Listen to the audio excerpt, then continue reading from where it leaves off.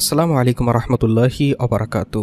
প্রিয় দিনী ভাই ও বোনেরা, ইসলামের ভিত্তি 5টি জিনিসের ওপর প্রতিষ্ঠিত। রোজা তার একটি। এই রোজা শুধু উম্মতে মুসলিমার ওপর ফরজ হয়নি, আগের নবী রাসূলদের জন্য রোজার বিধান ছিল। কুরআনের নির্দেশনায় তা প্রমাণিত। তো আসসালামু আলাইকুম দর্শক, আপনারা সবাই কেমন আছেন? তো আশা করি আপনারা সবাই ভালো আছেন। আপনাকে তো আশীর্বাদ আমি ভালো আছি। তো আমি একটা ইউটিউব চ্যানেল খুলেছি।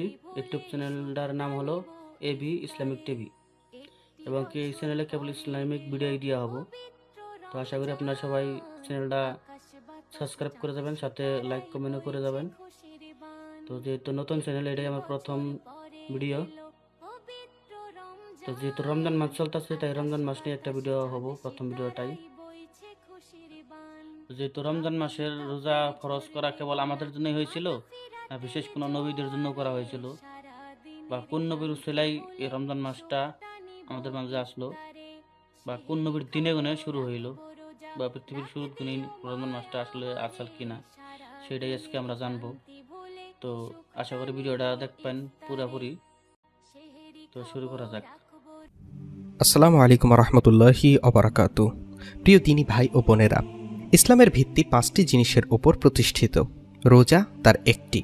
এই রোজা শুধু উম্মতে মুসলিমার ওপর ফরজ হয়নি, আগের নবী রাসূলদের জন্য রোজার বিধান ছিল।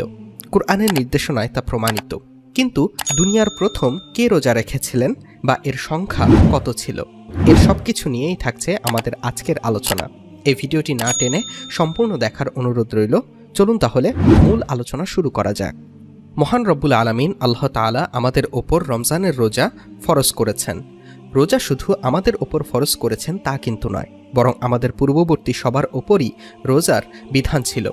আল্লাহ তাআলা আমাদের আদি পিতা হযরত আদম আলাইহিস সালামের ওপর রোজার বিধান আরোপ করে মানব ইতিহাসে সর্বপ্রথম রোজার প্রচলন শুরু করেন, এবং আমাদের পূর্ববর্তী সব নবী ও উম্মতের ওপরও রোজার বিধান আরোপ করা হয়েছিল। এ সম্পর্কে মহান আল্লাহ তাআলার পবিত্র কোরআনে ইরশাদ করেন, হে ঈমানদারগণ, তোমাদের ওপর রোজা ফরজ করা হয়েছে যেরূপ ফরজ করা হয়েছিল তোমাদের পূর্ববর্তীদের ওপর, যাতে তোমরা খোদাভীরু হতে পারো। সূরা বাকারা আয়াত 183। এই আয়াতের ব্যাখ্যায় আল্লামা আলুসি রহমতুল্লাহ আলাইহ নিজ তফসির গ্রন্থ রুহুল আমানিতে উল্লেখ করেছেন যে উপরোক্ত আয়াতে মিনকাবলিকুম দ্বারা হজরত আদম আলাহিসাল্লাম থেকে শুরু করে হজরত ঈসা আলাহিসাল্লাম পর্যন্ত সব নবী রাসূলের জামানা বোঝানো হয়েছে। কোরআন ও হাদিস গবেষণা করলে রোজার ইতিহাস সম্পর্কে যতদূর জানা যায়, মহান আল্লাহ তাআলা হজরত আদম আলাহিসাল্লামকে জান্নাতে প্রেরণ করে একটি গাছের ফল খেতে নিষেধাজ্ঞা জারি করে বিশেষ এক ধরনের রোজা রাখার নির্দেশ প্রদান করলেন। এ ব্যাপারে দয়াময় আল্লাহ তাআলা মহাগ্রন্থ আল কোরআনে ইরশাদ করেন, এবং আমি আদমকে হুকুম করলাম যে তুমি ও তোমার স্ত্রী জান্নাতে বসবাস করতে থাকো, এবং ওখানে যা চাও যেখান থেকে চাও পরিতৃপ্তি সহ খেতে থাকো, কিন্তু এই গাছের নিকটবর্তী হয়েও না, অন্যথায় তোমরা জালিমদের অন্তর্ভুক্ত হয়ে পড়বে। সূরা বাকারা আয়াত 35। মুফাসসিরে কেরাম বলেন, এটাই ছিল মানব ইতিহাসের প্রথম রোজা। হজরত আদম আলাহিসাল্লাম ও হজরত হাওয়া আলাহিসাল্লাম শয়তানের প্ররোচনার শিকার হয়ে ওই গাছের ফল ভক্ষণ করেছিলেন, এবং এর পরিণামে মহান আল্লাহ তাআলা তাদের ভূপৃষ্ঠে পাঠিয়ে দিলেন। অতঃপর তারা উক্ত ভুলের জন্য যার পরনায় অনুতপ্ত হন, তওবা ইস্তেগফার করেন, এবং এর কাফফারা স্বরূপ ধারাবাহিক 40 বছর রোজা রেখেছিলেন। হজরত আদম আলাহিসাল্লামের পর অন্য সব নবী রাসূলদের জামানায়ও রোজার বিধান ছিল, তবে তাদের রোজা পালনের পদ্ধতি ভিন্নতর ছিল। হজরত নূহ আলাহিসাল্লামের উপরও রোজা ফরজ ছিল। রাসূলুল্লাহ সাল্লাল্লাহু আলাইহি সাল্লাম ইরশাদ করেছেন, হজরত নূহ আলাহিসাল্লাম 1 শাওয়াল ও 10 জিলহজ ব্যতীত সারা বছর রোজা রাখতেন। ইবনে মাজাহ।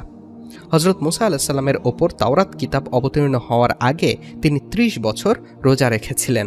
অতঃপর মহান আল্লাহ তাআলা তার ওপর ওহী নাজিল করলেন এবং আরও 10 দিন রোজা রাখার নির্দেশ প্রদান করলেন। হজরত ইদ্রিস আলাহিসাল্লাম বছর জুড়ে প্রতিদিন রোজা রাখতেন। হজরত দাউদ আলাহিসাল্লাম একদিন পরপর রোজা রাখতেন। মহানবী রাসূলুল্লাহ সাল্লাল্লাহু আলাইহি ওয়াসাল্লাম মদিনায় আগমন করার পর শুধু আশুরার রোজা রাখতেন। হজরত ইবনে আব্বাস রাদিয়াল্লাহু তাআলা আনহু থেকে বর্ণিত, রাসূলুল্লাহ সাল্লাল্লাহু আলাইহি ওয়াসাল্লাম মদিনায় হিজরত করে দেখলেন মদিনার ইহুদিরা মুহররমের 10 তারিখে রোজা রাখে। তিনি তাদের জিজ্ঞেস করলেন, আজকে তোমরা কিসের রোজা রাখছ? উত্তরে তারা বলল, আজ সেই দিন যেদিন মহান আল্লাহ তাআলা হজরত মুসা আলাহিসাল্লাম ও তার কওমকে ফেরাউনের কবল থেকে মুক্ত করেছিলেন আর ফেরাউনকে সদল বলে নীল দরিয়ায় ডুবিয়ে মেরেছিলেন। ফলে শুকরিয়া স্বরূপ এদিন মুসা আলাহিসাল্লাম রোজা রেখেছিলেন, তাই আমরাও এদিন রোজা রাখি। অতঃপর রাসূলুল্লাহ সাল্লাল্লাহু আলাইহি সাল্লাম বললেন, আমরা তোমাদের থেকে মুসা আলাহিসাল্লামের অনুসরণের অধিক হকদার। এরপর তিনি আশুরার দিন রোজা রাখলেন এবং সাহাবায়ে কেরামদের রোজা রাখার নির্দেশ প্রদান করলেন। বুখারী, মুসলিম। দীর্ঘ এ আলোচনা থেকে বোধগম্য হয় যে সর্বপ্রথম রোজা রেখেছিলেন আমাদের আদি পিতা হজরত আদম আলাইহিসসালাম, কারণ তিনি যে সৃষ্টির প্রথম মানুষ। আল্লাহ সুবহানাহু ওয়া তাআলা আমাদের পবিত্র রমজানের সবগুলো রোজা রাখার তৌফিক দান করুন, আমিন।